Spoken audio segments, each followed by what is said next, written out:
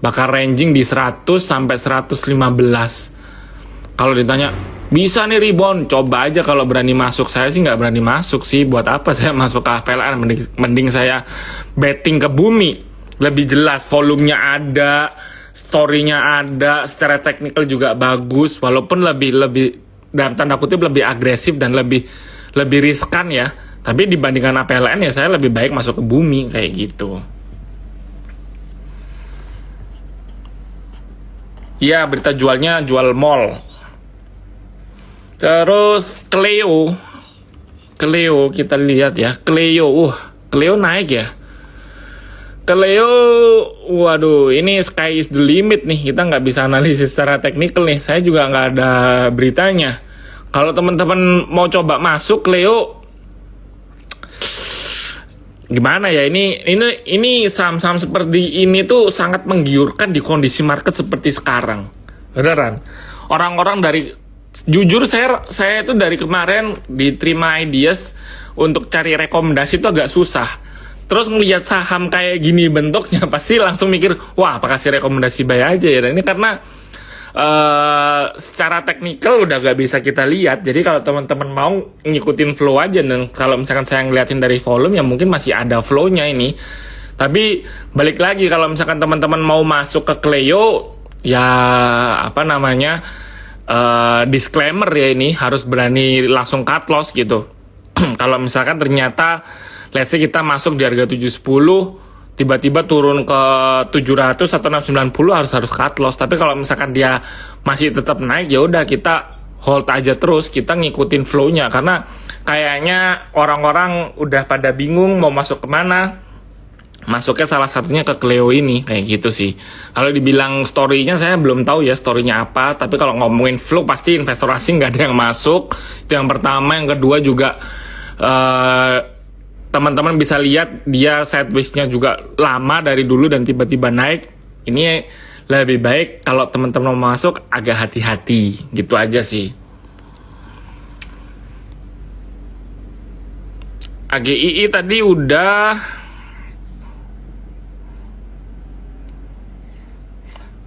Dari beberapa emiten banyak yang harga sekarang jauh di harga broker-broker beli. Maksudnya gimana ya pertanyaannya ya? United Tractor bisa nggak tembus di atas angka 34? Harusnya kalau misalkan saya ngelihat fundamentalnya harusnya masih bisa. Tapi balik lagi, United Tractor itu memang untuk dia bergeraknya United Tractor itu nggak bisa tiba-tiba kayak Bumi naik 5%, kayak Dewa bisa naik 3%, 4%. Jadi kalau United Tractor harus sabar ngeholdnya sih. Dan terlebih di kondisi market seperti sekarang, orang-orang pasti banyak yang nggak sabaran lah. Gitu aja sih. Balik lagi ke teman-teman mau hold jangka panjang apa enggak. Kalau ngomongin secara fundamental harusnya masih bisa sih. Sido muncul ya. Sido muncul itu masih jangan sih. Kemarin waktu itu saya coba pernah mau banyak ketika dia turun itu, coba banyak yang mau asumsi kita coba koleksi di bawah, dia turunnya dropnya dalam. Tapi sih saya nggak berani masuk waktu itu, karena memang Sido ini sahamnya saya nggak tahu ya apakah nih, kayaknya ada yang maintain. Jadi kayaknya dalam tanda kutip kayak ada bandarnya, atau bahasa kerennya ada market makernya gitu. Jadi kalau teman-teman perhatikan ya agak hati-hati aja. Kalau dibilang masuk boleh nggak, saya sih nggak berani rekomendasi masuk sih. Teman-teman balik lagi ya, di kondisi market seperti sekarang jangan terlalu agresif beli, terutama di saham yang aneh-aneh, karena takutnya kalau nyangkut itu bisa lama. Ya teman-teman tahu sendiri, tadi saya di awal udah bahas bahwa IHSG kondisinya sekarang lagi downtrend, market global juga lagi jelek. Kalau bisa jangan sampai nyangkut lah, karena ini kalau nyangkut itu bisa sampai lama sih. Bisa sampai tahun depan ini, sama apapun ya, nyangkut di sama apapun gitu. Sido to the bone, iya. Kapal-kapalan harusnya kalau misalkan kapal-kapalan ini harusnya kalau batu baranya bagus, harusnya kapal-kapalan dalam waktu panjang itu pasti bakal terkena dampaknya. Tapi kayaknya dari kemarin tuh kok kok nggak seperti itu gitu loh. Karena kan perusahaan kapal-kapalan kayak SMDR, terus kayak Temas, terus kayak apa lagi ya, Leat, itu kan paling menguntungkan kalau dia melakukan shipment untuk batu bara karena secara volume dia dapatnya besar dan biasanya itu kontrak. Jadi kontraknya jangka panjang, which is itu menguntungkan untuk perusahaan kapal-kapalan ini. Dan kalau misalnya kita melakukan analisis secara fundamental, secara ecek-ecek deh, misalkan let's say kalau batu bara naik, pasti kan demand naik. Kalau demand naik, orang-orang pada mau beli. Negara China pasti bakal beli. Kalau pada beli kan pasti bakal mengirim produk batu baranya keluar dong. Dan harusnya perusahaan-perusahaan kapal-kapalan akan diuntungkan. Tapi pada kenyataannya ternyata tidak demikian gitu. Saya belum pernah menganalisis secara mendetail sih untuk fundamentalnya dari bottom up-nya bakal gimana ya untuk perkapalan. Tapi saya coba bahas dari teknikalnya aja deh. Dari teknikalnya dia itu bouncing terus ya. Kita ngomongin SMDR dulu. Dia itu pergerakannya memang downtrend, tapi dia bouncingnya itu rapi.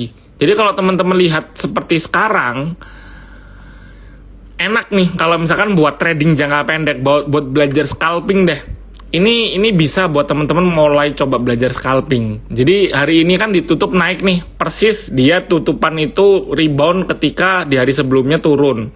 Jadi bisa diartikan dia ini support kuatnya itu di 2250. Kalau naik sampai ke berapa? Mungkin sampai ke 2500 di angka support di angka resisten paling dekatnya di sini. Gitu. Jadi buat SMDR, buat trading jangka pendek oke. Temas juga sama nih. Ini dia bouncing nih. Sekarang dia mulai agak pelan-pelan. Kalau misalnya ngomongin jangka panjangnya tadi sama SMDR itu masih downtrend, Temas juga masih downtrend, tapi pelan-pelan buat trading jangka pendek itu masih oke. Terus kita ngomongin satu lagi deh, Leat. Nah, Logindo malah lagi bergerak uptrend. Kalau teman-teman mau masuk, kayaknya kok Billy itu nge-hold Leat deh. Saya sih nggak tahu fundamentalnya gimana ya. Kalau misalkan nanti kok Billy live, coba ditanyain deh. Harusnya dia live hari Selasa minggu depan ya. Coba tanya aja secara fundamentalnya, worth it nggak kok kalau misalkan di hold sampai let's say sampai tahun depan, sampai bulan April. Kalau misalkan worth it, dia penjelasannya masuk akal, nggak apa-apa, masuk aja. Tapi kalau misalkan ngomongin secara teknikal, dia sekarang lagi bergerak ranging. Kalau teman-teman mau masuk, let's say kita antri belinya di angka 92-93 aja. Gitu, dengan asumsi ntar di angka 100 langsung jual. Jadi kita trading jangka pendek karena saya ngelihatnya dia bergeraknya ranging nih di sini. Jadi support kuatnya itu di 100, di 101, 102 karena setiap dia nembus balik lagi, dia nembus balik lagi, nembus balik lagi. Ini opening di atas habis itu turun. Hari ini pun dia juga nembus habis itu balik lagi. Jadi buat trading jangka pendek aja satu hari, masuk pagi keluar sore kayak gitu untuk lihat. Friend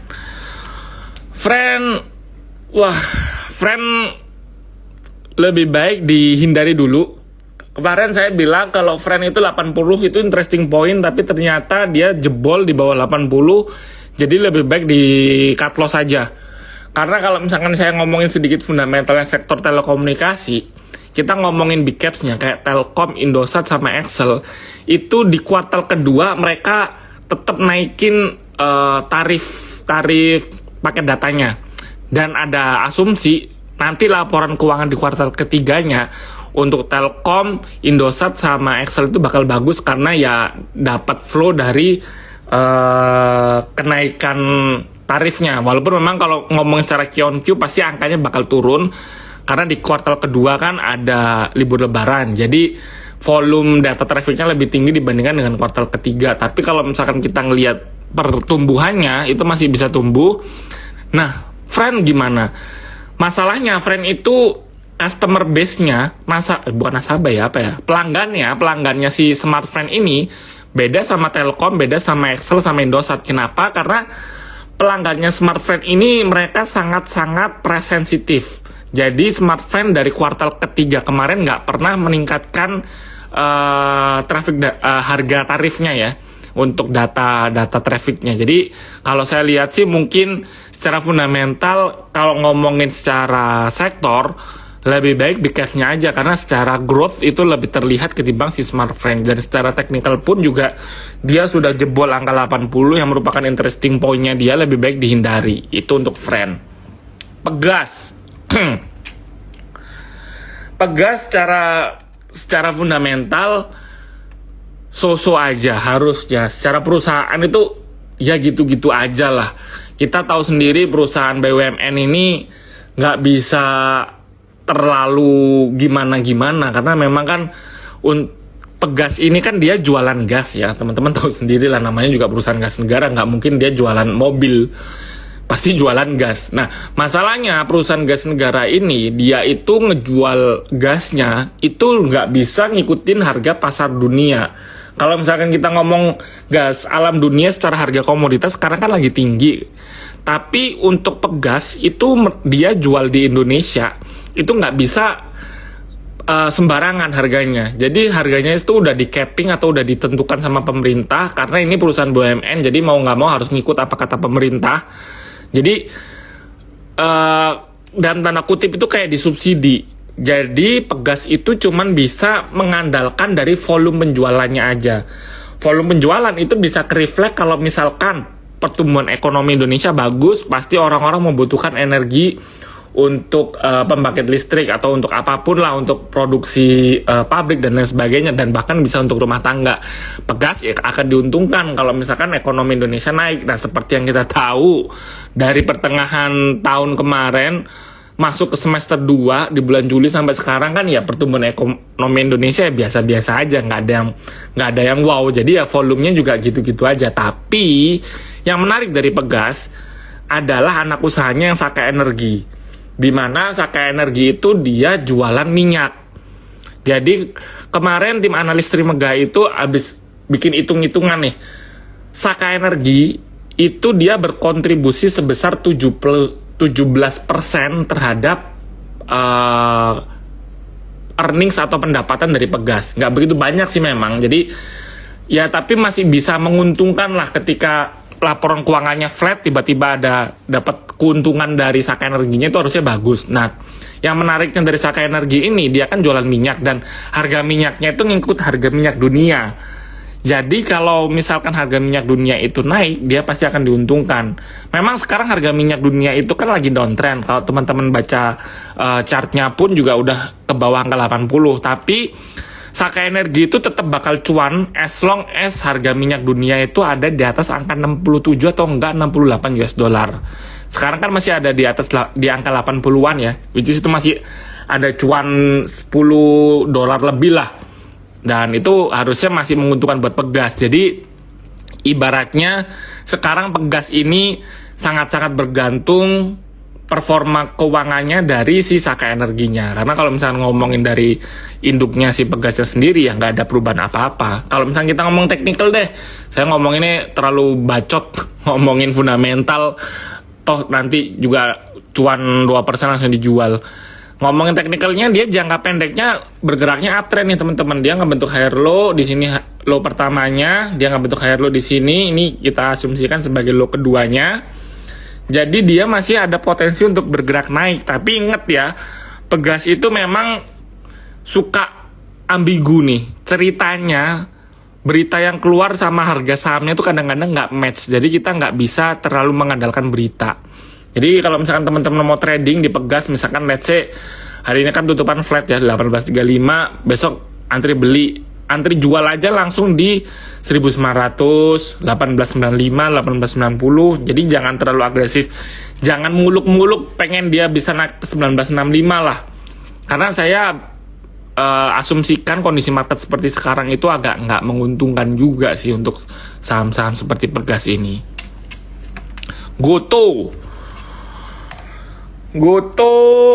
Goto lagi downtrend. Kemarin kita salah memberikan rekomendasi buy. Jadi mohon maaf buat teman-teman. Saya kemarin juga sedikit optimis loh. Ketika Goto di sini tuh saya optimis loh. Dia bisa rebound karena dia udah tiga kali nih, satu, dua, ketiga, saya bilang, wah ini harusnya bisa nih, udah terbatas nih penurunannya. Tapi pada kenyataannya tidak. Pada kenyataannya gue tuh malah makin turun, jadi lebih baik dihindari dulu. Kalau misalkan udah terlanjur beli, lebih baik di cut loss dulu aja. Karena memang kita ngomongin sektor teknologinya dulu. Saya kan bilang dari kemarin kan saya rekomendasi GoTo tuh murni secara teknikal. Saya nggak suka sama sektor teknologinya karena di kondisi seperti sekarang orang itu nggak ada yang ngeliatin teknologi, karena sektor teknologi itu kan untuk long term ya. Jadi untuk 5 tahun sampai 10 tahun ke depan. Jadi untuk jangka pendeknya pasti bakal suffering dulu, pasti bakal burning money dulu, bakar duit dulu, dan itu tentunya jadi sentimen yang nggak bagus. Itu kalau misalkan kondisi ekonominya bagus. Tapi kan sekarang kondisi ekonominya lagi jelek ya. Orang ngapain investasi ke saham yang nggak bisa mendapatkan cuan di dalam waktu dekat gitu. Jadi ya kalau misalkan secara teknikalnya dia udah patah tren, nggak jadi rebound, ya udah kita cut loss aja. Kita mengandalkan dari sisi teknikalnya aja untuk GoTo karena memang belum ada potensi pembalikan arah. Berarti kalau teman-teman perhatikan ya dari dia semenjak harga tertingginya di 300 atau hampir 400 itu ya, semua salah Om Ben. BBHI juga masih downtrend. Sama nih saham-saham bank kecil, bank digital nih. Tadi kan kita di tengah sempat bahas ya, saya nggak begitu suka ya, jangan masuk lah. Lebih baik kita sekarang itu yang paling aman itu di saham komoditas batu bara. Tapi masalahnya saham batu bara itu orang-orang udah jenuh, udah bosen trading bumi, udah bosen trading Dewa, BRMS. Jadi orang-orang itu lebih cari saham yang aneh-aneh nih. Kalau saya bilang sih kalau teman-teman ragu, nggak usah dipaksakan trading. Jadi ya memang kondisi sekarang tuh bukan momennya buat trading bisa dapet cuan sih, nggak kayak tahun 2021 beli apa aja bener. Kalau sekarang saya bilang beli apa aja pasti salah. Kalau saya coba deh buat teman-teman yang trading, let's say 10 kali masuk, 10 kali trading, benernya berapa? Pasti syukur-syukur kalau 50%. Kalau 5 kali bener, 5 kali salah bener. Kalau saya sih, ini kita coba deh tanya teman-teman saya nih yang suka trading kayak Ko Glenn, kayak Ko Hans, kayak Ko Jogi. Mereka trading nggak? Kalau mereka beneran trading, coba tanya berapa kali dia trading. Kalau saya sih kondisi seperti sekarang siapin cash dulu. Kita cari saham fundamental yang masih bagus apa, tapi jangan terlalu agresif masuk. Mungkin buat malam ini sampai di situ aja.